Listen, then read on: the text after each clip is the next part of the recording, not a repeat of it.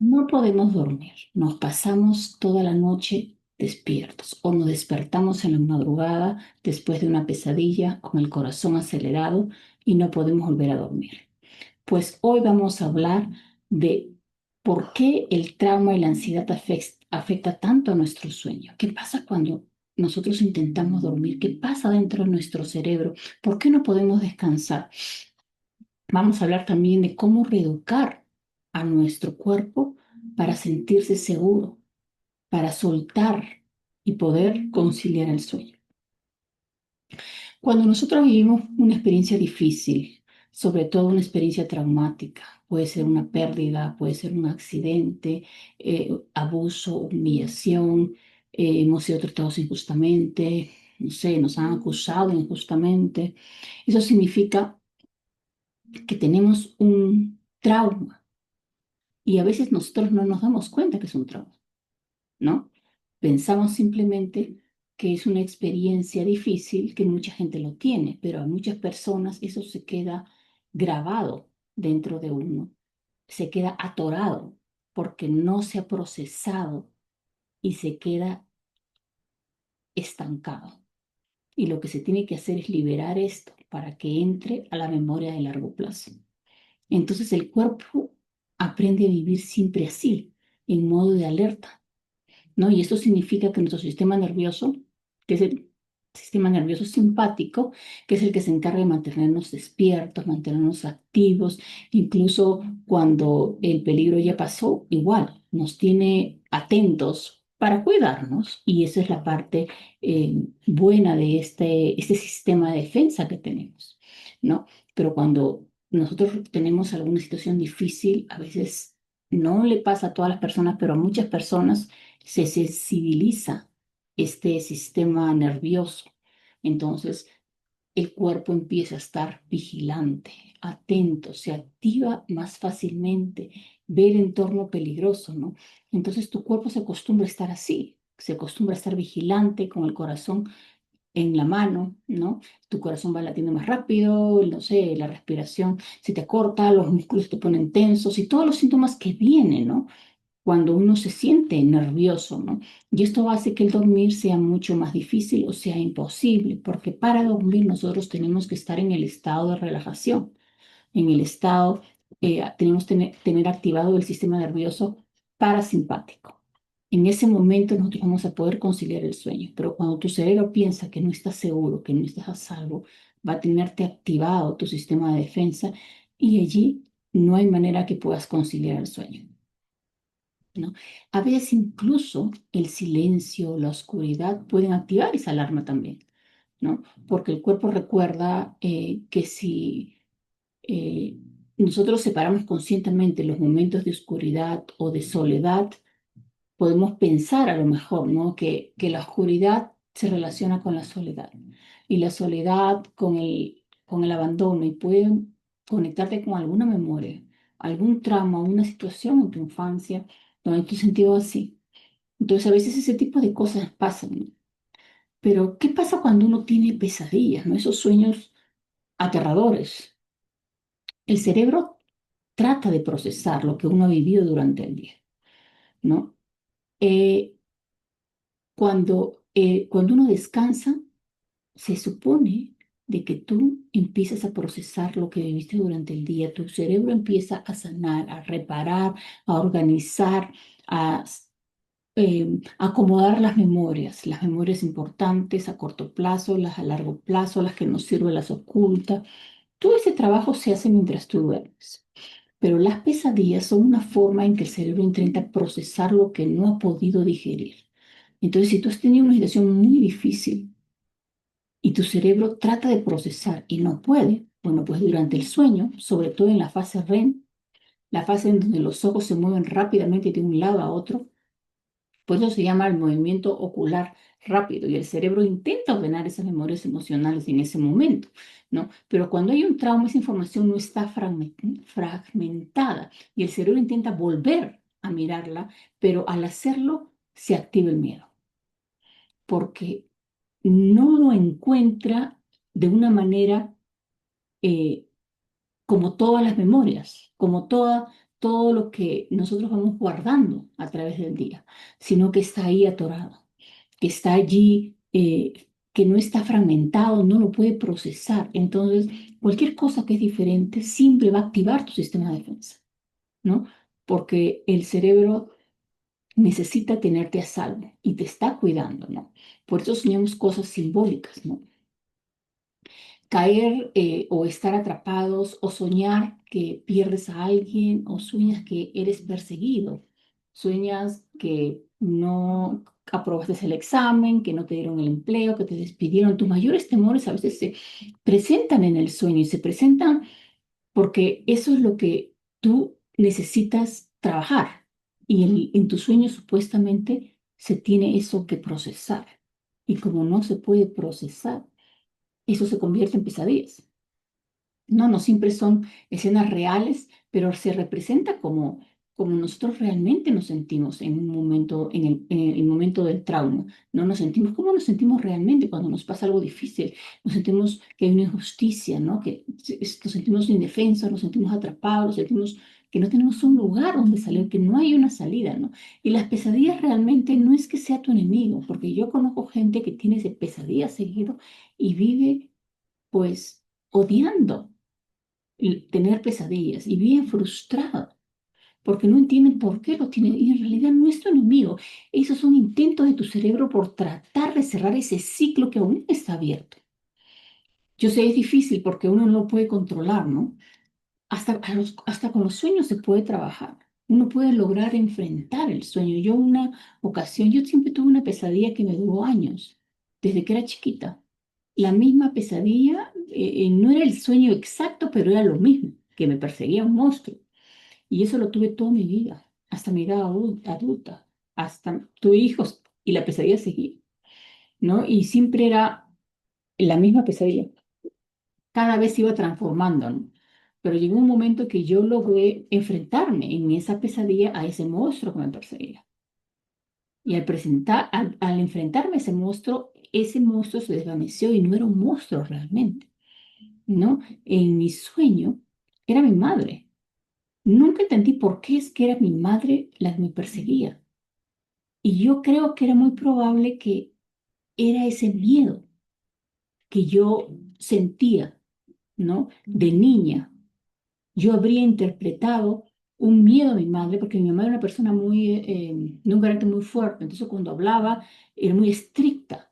Y yo de niña seguramente habría interpretado ese ser estricta como pues algo peligroso, o mi cerebro lo interpretaba como algo peligroso, ¿no? Que si yo no hacía lo que me correspondía, ella gritaba. Entonces a mí me tenía en un estado de nerviosismo seguramente, ¿no? Y el niño a veces interpreta las cosas o lo magnifica y eso se tradujo en un sueño, ¿no? En una pesadilla.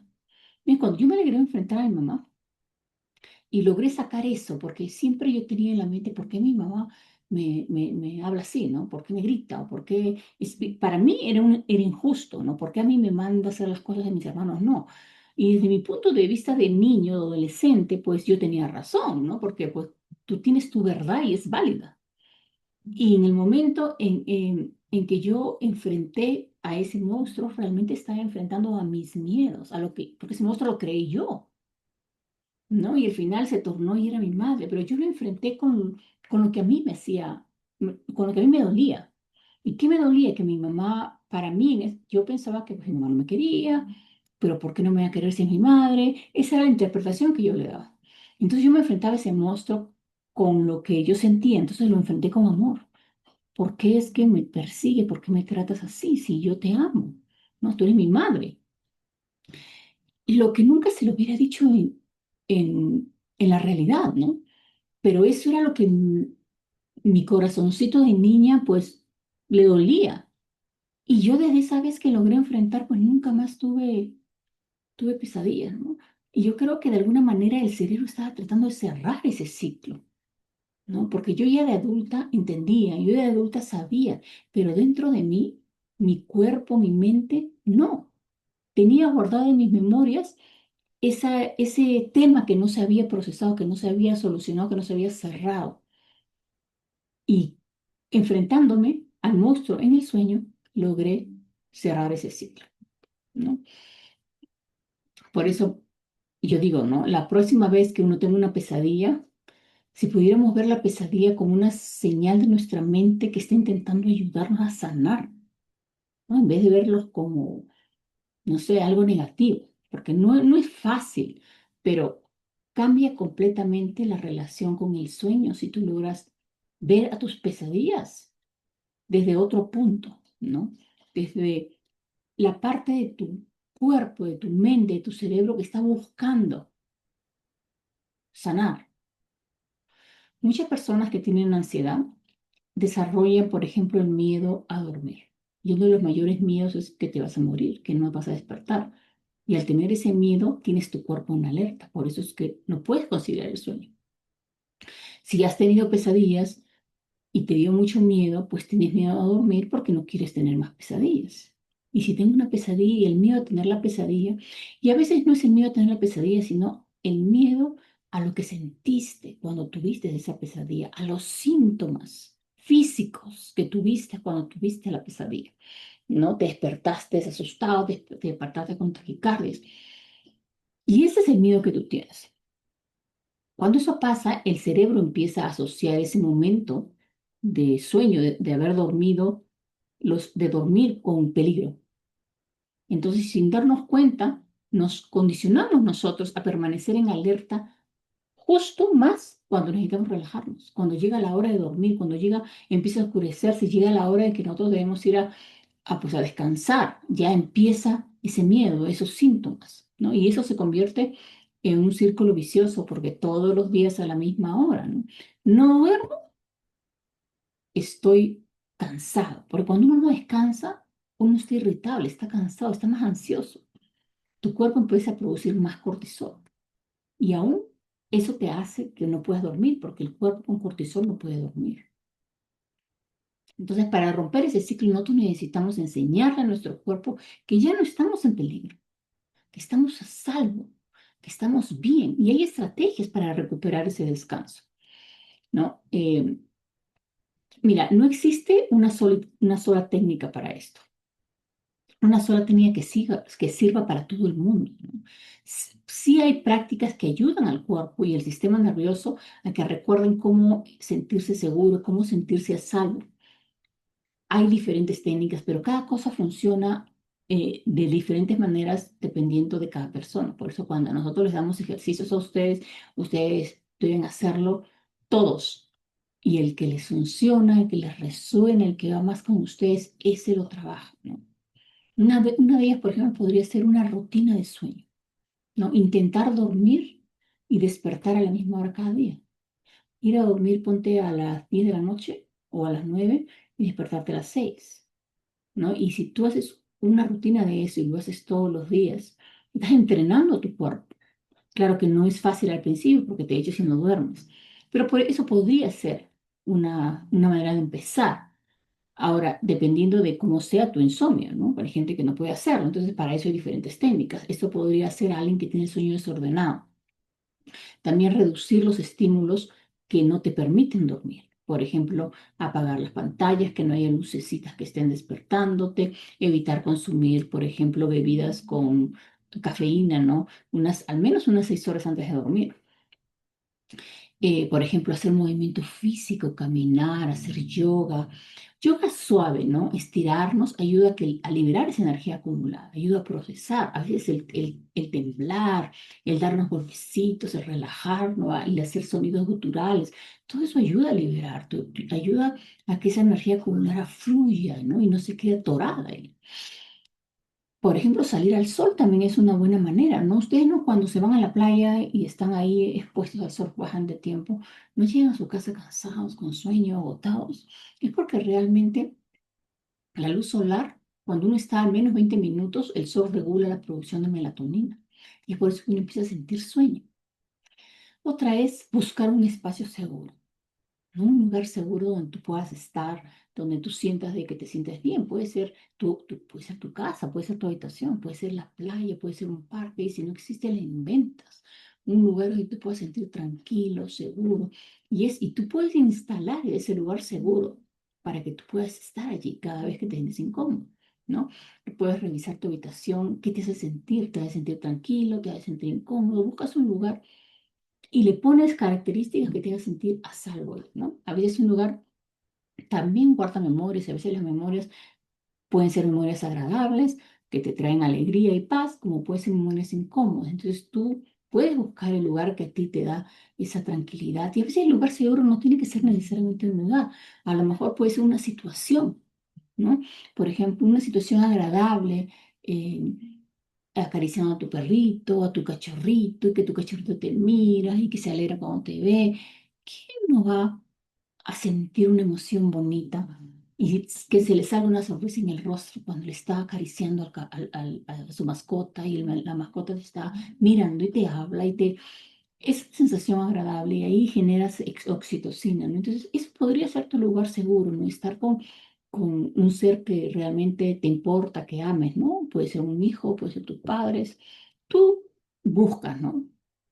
Ahora también pueden ser rituales que podemos trabajar nosotros. Podemos ponernos una música suave, un aroma relajante que nos agrade, ¿no? Hacemos respiraciones profundas.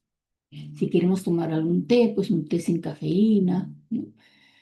Y el insomnio viene acompañado a veces de recuerdos intrusivos o traumas pasados. Entonces, cuando esos pensamientos llegan, nosotros podemos traer ese pensamiento a nuestra mente y permitirnos sentir lo que se siente. Ahí ustedes pueden enfrentar ese pensamiento intrusivo y meterse, ¿no? Y hacer que crezca y que explote, ¿no? También pueden ustedes entrar a ese pensamiento y buscar ese lugar seguro. Y ahí hacer el contraste entre lo que ustedes sienten con esos pensamientos y lo que ustedes sienten en ese lugar seguro, ¿no? Y ahí se puede producir ese conflicto en el cerebro, esa dualidad, esa integración para disminuir la carga emocional. Ahora, hay ejercicios que se puede trabajar. Por ejemplo, un ejercicio muy bueno es el ejercicio de estimulación bilateral, el que se le llama el abrazo de la mariposa. Uno cruza los brazos y uno empieza a hacer palmaditas así, intercaladas, suaves. Apenas te tocas el hombro y empiezas a sentir esa estimulación bilateral, donde uno estimula los hemisferios del cerebro, ¿no? Y así vas haciendo, entonces tú traes esa emoción incómoda, esa emoción triste, ese momento desagradable. Me sentí incómoda cuando esta señora me dijo esto, ¿no? Y no me gustó, me hizo sentir insegura y hasta ahora no me puedo quitar la sensación de inseguridad y de fastidio. Entonces hago este ejercicio, ¿no? Si ustedes quieren traer, por ejemplo, podemos hacer una práctica, si ustedes quieren traer una emoción así difícil, que no sea muy difícil porque no podría yo trabajarlo desde acá, pero tráiganlo en este momento y crucen sus manos y así empiecen a darse golpecitos alternados. Quiero que a la vez que se están haciendo esos golpecitos alternados, vayan inhalando en 4 y exhalando en 6. Imagina que cada golpecito le dice a tu cuerpo: estás aquí, estás a salvo, puedes descansar. Todo eso trayendo esa situación incómoda. Ustedes se dan cuenta que traen la imagen, ¿no? Incómoda, traen esa sensación, ¿no? Esa creencia negativa de ese recuerdo y lo están contrarrestando con: estoy a salvo, puedo descansar, puedo estar tranquilo. Y ahí se dicen lo que ustedes quieren decirse positivo. Y permites que tu cuerpo y tu mente se alineen, ¿no? Un poco más aquí en el ahora, en el presente. Sientes el peso del cuerpo, te vas relajando y vas trayendo esa emoción, ese recuerdo con esas palabras: estoy a salvo, estoy tranquilo. Y ahí vas haciendo. Normalmente se hace unos 30 segundos y después de 30 segundos te mides en una escala del 0 al 10. 0 siendo te sientes muy bien y 10 siendo la incomodidad es demasiado fuerte. Entonces te lo mides antes y después que empieces el ejercicio te lo vuelves a medir. Y ahorita, por ejemplo, mídanse a ver si al principio tenían un 8 y ahora lo hacen y les queda un 4. Entonces vamos a volverlo a hacer, lo vuelven a hacer. Igual hacen exactamente lo mismo y después se miden otra vez y se marcan cuánto. Y así hasta que llegue a ser. Es una manera de trabajarlo. Por ejemplo, claro que este ejercicio es un poco más complejo, pero esta es la manera más simple que ustedes lo pueden trabajar solos. Y lo pueden trabajar con situaciones incómodas. Esto ayuda a sensibilizar esa carga emocional. No lo va a sanar de la ansiedad, no lo va a curar, pero les va a ayudar a procesar, a integrar muchas emociones que se han quedado ahí sin integrar. La idea es que salga y se cierre para poder seguir, ¿no? Si uno trabaja emoción por emoción, vamos a ir bajando esa carga emocional y se nos va a hacer mucho más fácil enfrentar los miedos cuando lleguen. Cuando llegue la ansiedad, lleguen los ataques de pánico, cada vez van a ser menos intensos y se nos va a hacer mucho más fácil y nos va a dar mucho más valor de enfrentarlo, ¿no? También nosotros tenemos que darnos espacio para poder descansar, para relajarnos. Tenemos que tener un momento de introspección con nosotros mismos. Muchos de ustedes me comentan de que siempre tienen el día ocupado y el momento ocupado y no les gusta estar solos con sus pensamientos. Entonces a veces llega la noche y sabes que vas a estar solos con tus pensamientos y también a veces es eso lo que activa tu sistema de defensa. Entonces tenemos que darnos ese espacio, estar con nosotros mismos, porque ahí es donde se produce esa conexión con ese yo más sabio nuestro, ¿no? Y baja información que nos puede ayudar a resolver nuestros problemas del día, a sentirnos más relajados, a darnos cuenta de que realmente todo lo que podemos sentir simplemente es porque el sistema de defensa se está activando constantemente.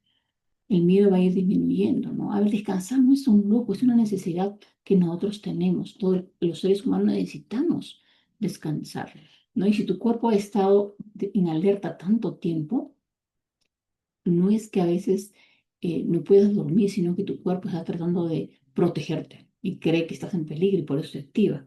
Pero esos momentos de relajación que nosotros nos damos, estamos entrenando a nuestro cuerpo a que se sienta salvo, que se sienta tranquilo y poco a poco con la práctica, ¿no? Y con esa compasión que nosotros debemos tener de nosotros mismos, podemos enseñar a nuestro cuerpo a que aprenda a descansar, a que aprenda a sentirse seguro.